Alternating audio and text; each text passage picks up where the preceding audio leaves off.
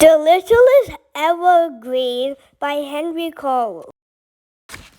I lived on a hillside with others like me all around. We grew together each year a little more until the green tips of our leaves nearly touched. The first spring I was shorter than the grasses, shorter than the sparrows.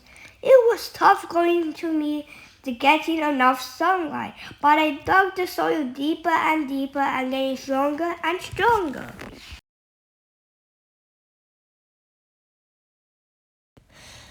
Each spring, birds and mice found on the hillside. They made their homes on my branches. On summer days, the heat of the air pulled in the pipes singed out of my green needles. Afternoons, sometimes crackled with lightning and rumbles of thunder. The rain washed away the dust, and it felt delicious. Autumn came, my snapper cold and slower. The days of the hillside were brisk and short. The nights were colder and longer. The cricket songs got slower and slower and fainter and fainter. In winter, I rested under a blanket of snow.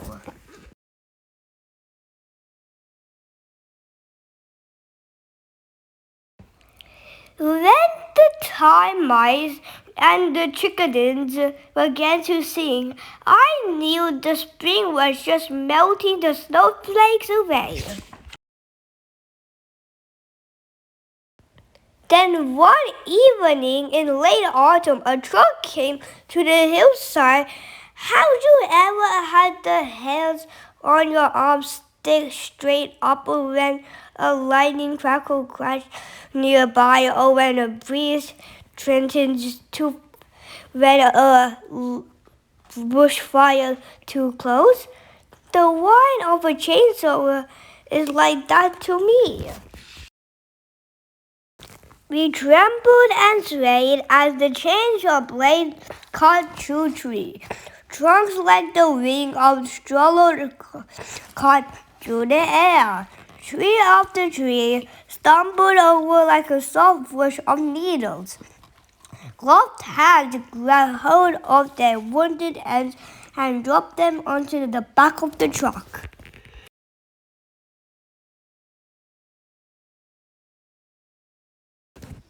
I was one of the lucky ones, too small to make much of a tree. One man said to another, "They did not use chainsaws on me. They dug me out of the earth and bound me and roots tightly with a cloth and a rope. Then I too was put in the truck."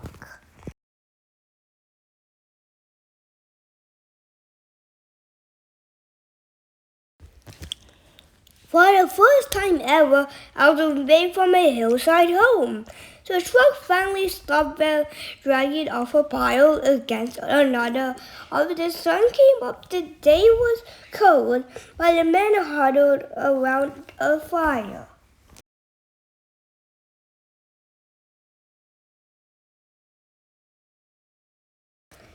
They came, other people hovering like bees around the hive, expecting us to touch our branches and smell our fragrance. A tall man arrived with two children. They pointed at the shadow, was lifted into a car and taken to their home. It was warm inside the house. The family gave me a drink of cool water, and they hung twinkling strings and bits of glass and metal on my branches. Later, the house was quiet and dark.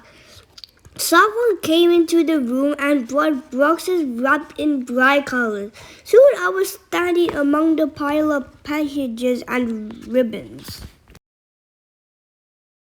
At daybreak, the children raced into the room laughing and stirring and clawing the boxes, looking like a baby. Squirrels, as they raced around outside of the window, spotted a snowflake spilled around the house. It felt like hard and stuffy. The shiny things on the branches got heavier and heavier.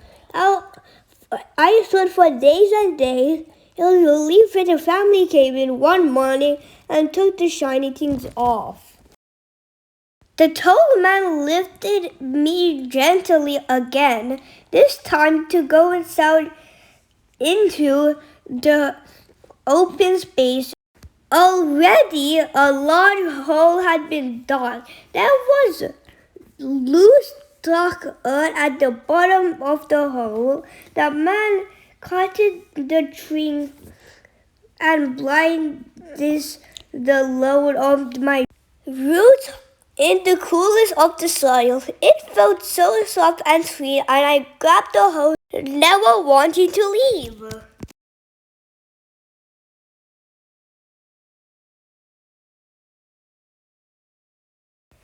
The family cared for me for many, many seasons.